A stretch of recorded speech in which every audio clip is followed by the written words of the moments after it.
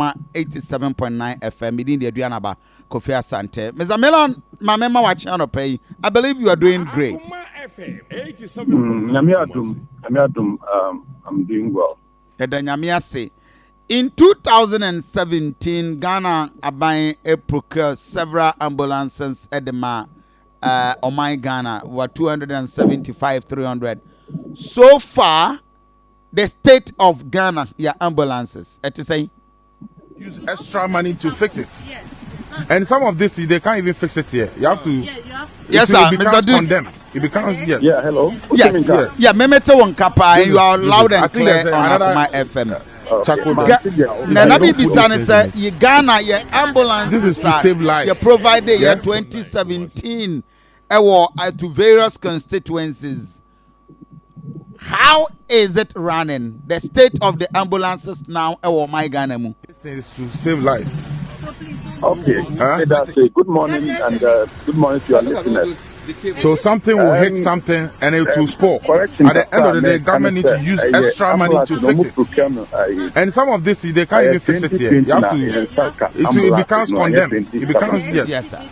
Yes. Yeah, 2020 now. This is. I think there's another chapel there. You don't put these things in it. This is to save lives. Yeah, this thing is to save lives. You are in charge of Ashanti region. Okay. So something will hit something and it will spoil. At the end of the day, government need to use extra money to fix it. And some of this they can't even fix it here. You have to. It's one of the biggest ambulance you receive from government since inception of ambulance service 20 years ago. So, 49 ambulances. Now, 47 na constituencies no. Now 2 no see a stadium and an airport. Kenya 49. So 49 no is in good shape. Apart from 1 or 2 be any accident a workshop none of them is out of service then to be and find yejuma. Na nyame adumunsu Asante region ye ambulances no yenya etimi omutimi boy ma ye a workshop kesia service ambulances no anya Asante region kwa service regions be ambulance taking middle and northern zone and taking care of ambulances no. So that's workshop no Asante region ha. So your cars no we are lucky sir we was workshop na cars no I so kaka make ya come no say. Does this video go viral on social media? One of the ambulances will be the Aswa Banchene, a body seminar, a BDA. Have you seen one of these videos? Akoma FM 87.9. Yes, no, me who saw video no. Now, what me I find out who baby is here? Yes, so as at now no, as me no saw video no, I am free Asante region ha. For a different region and to say no main minipia national pia want me kasana man to me ambisano be every ebaye. So after na investigate, they are investigating to find out the video no every ebaye. And then they can take investigate and find out exactly what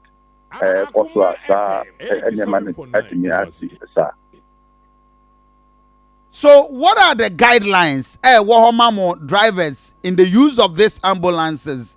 At what point in time, no bet me, afa any other goods apart from say nipayare kwakofano, are they permitted to use it for other purposes? And educators na yenya. Yes, so the ambulance is meant to carry the sick and injured, and that's the main thing that I say ambulance. Even apart from the sick and injured, we are not supposed to pick any other thing now. And see ambulance. So the issue, even the ambulance nipa or yari. What the funny power yari no? Who offer journey go ambulance no more. Infections nisa nyamano. It's not even hygienic, sir. Who the journey?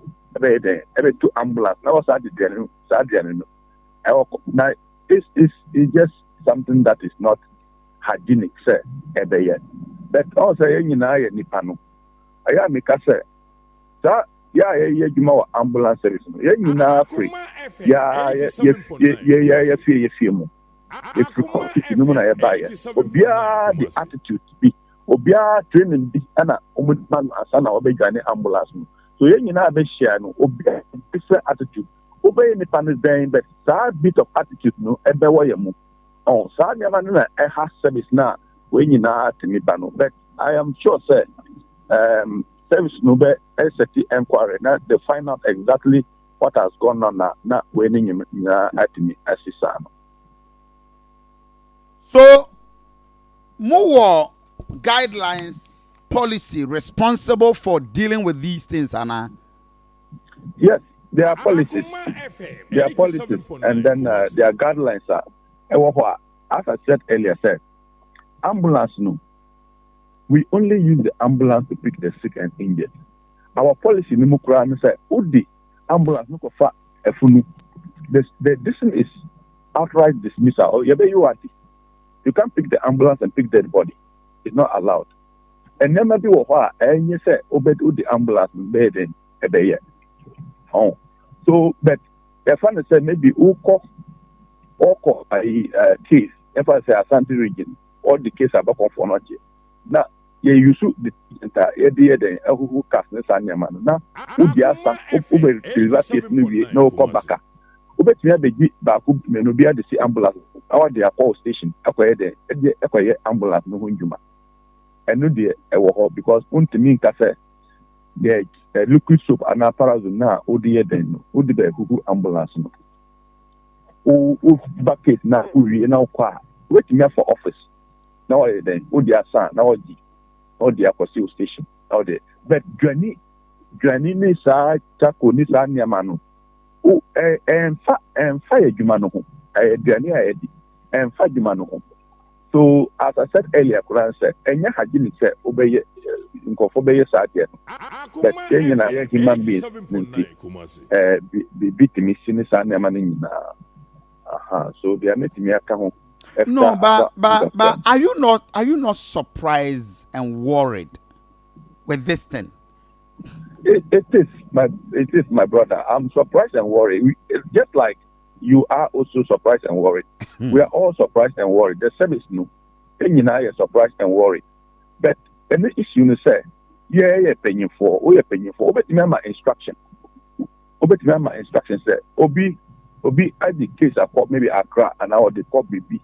Oba only ambulance only can obetimi aye baby na okura ka maybe video way emba untimi hu we apenyi a maybe CEO ti ho no me wo Asante region han me office untimi nkohu ambulance ni na say but you give instruction and obia our code of conduct no personnel no obia our code of conduct ho say yen den obia ndi no hu ni na wan ye dwuma no but bi wo ha etimi ba se aye mfumso na obi ye no na sa nyama no nyina eden aba ahare nyina say like ye go phone call because one time I can say nyama ye djuma no hwe yi a obetimi aye papa bebre na onye obeye ba ko na ko kata papa na oye nyina na obi ahu nya oye so that dia ye fan ko fo ye fa yare fo na we nyina but obi mistake a okoye now we in Abayan.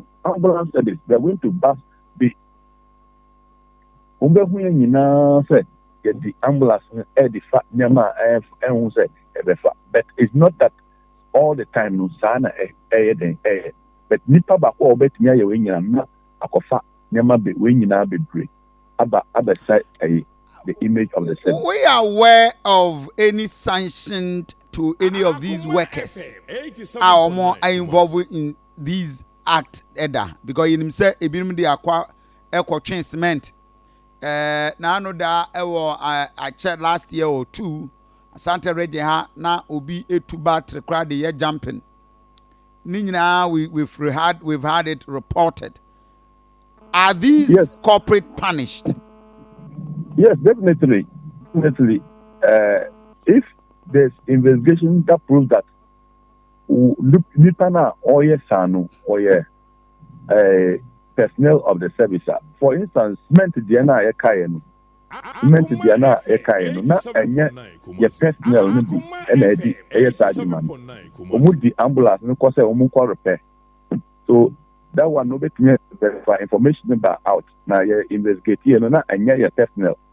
Ukra here we don't know. No one say and yet ambulance personnel and Saka no cement no sanya man.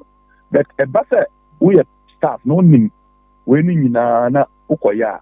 There were consequences. There were inquiry inquiry committee.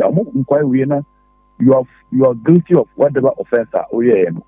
Yes, the law will take its own course. I say, you dia, you are the. I say, the mutu, the mutu.